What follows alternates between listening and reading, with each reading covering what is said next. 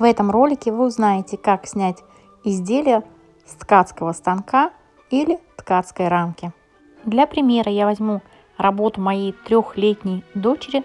На тот момент ей было 3 года, сейчас ей уже 5, поэтому это полотно лежало, можно сказать, пару лет. И пока оно лежало, за эти пару лет снизу оно само по себе отсоединилось. Для того, чтобы привести нижнюю часть в порядок, я решила убрать 3 ряда. Проще всего это сделать, разрезав, например, напополам эти 3 веревочки.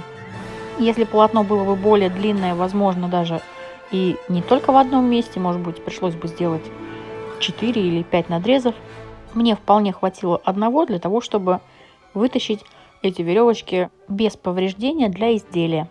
Я вам показываю одной рукой, другой рукой снимаю. Вы же будете 2 руками это делать, у вас будет это намного проще. Вот получилось что-то вроде этого.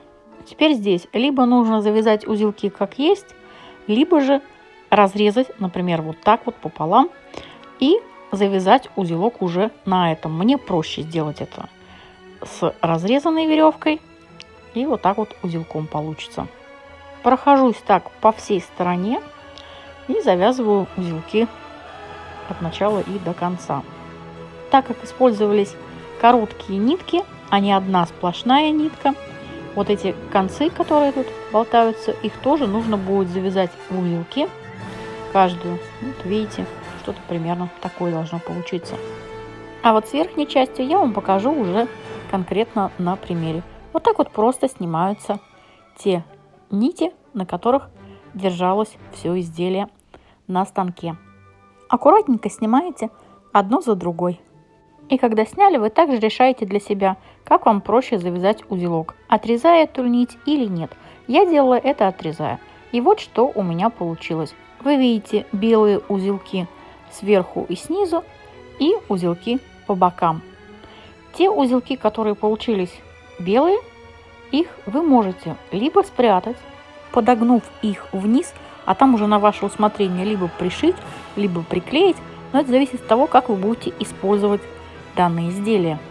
Также как вариант можно добавить бахрому из таких же веревочек, как ваше изделие, и туда спрятать эти белые узелки. Вот, например, видите, вот здесь возьму и вот так вот будет это прикрыто, но это будет прикрыто изначально от синей нити, той, которая находится внутри изделия, а не болтается веревочкой. Вот так вот пройтись до конца, и вы спрячете эти белые нитки.